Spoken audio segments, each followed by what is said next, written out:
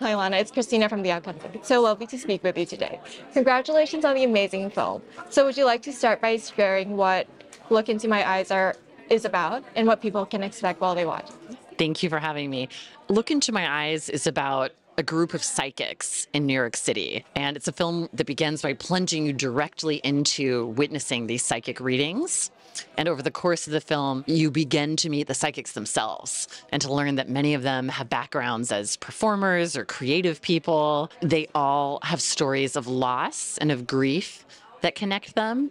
And ultimately, I think the experience of watching the film is that it's a reflection of how we all as humans need witnesses to better see ourselves. So, what sparked the idea for the film? I had the idea for it the morning after Donald Trump was elected president in 2016.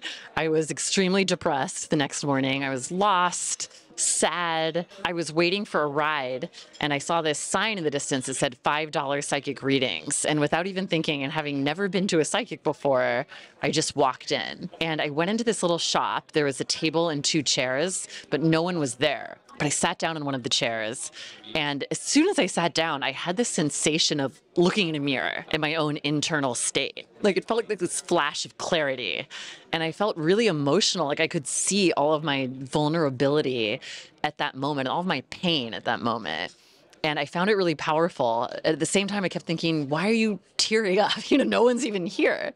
But then this psychic came in and she talked to me for a few minutes, and I felt comforted by her. And I was a non-believer, you could say, but I had this experience of feeling really touched by this intimate experience I had with a stranger where she did make me feel better. And I thought, it doesn't really matter what she's saying, literally. It's not, do I believe it or not? It's just, how do I feel talking to her? And I felt like a weight had been lifted off my shoulders. And so that's when I started to think the psychic tradition is something I've completely misunderstood and misjudged. So, what were some of the challenges while getting all of the footage? It's hard to film psychic readings because people are talking about incredibly intimate, private things. So the psychics I and my team found out of 150 different psychics who we just got readings from.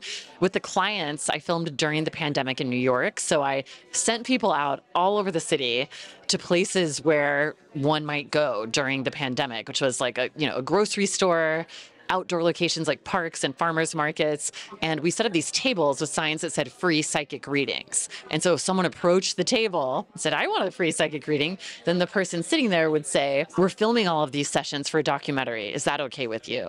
And if they said yes, then there's someone who I or one of my team members would talk to. And then we would matchmake psychics and clients. So that's how we found all our subjects and got access to film. So, while acknowledging the spiritual themes, how would you feel if Look Into My Eyes was interpreted as kind of a profession-based documentary, kind of like those focused on nurses, carers, and like teachers? Yeah, I mean, I started out the film thinking, being drawn towards psychics who operate more at the intersection with psychotherapy. And in fact, one of the subjects in my film is herself a former therapist. And I do think that's true in some ways, and that there's deep listening and reflecting that happens. But as I made the film, I thought more and more that a lot in common with religious belief systems, in that you're telling stories about things that can't be seen, things that can't be proven. And what matters is not if they're literally true or not, but what matters is, how does believing this shape you here on earth while you're alive? How do people who are gone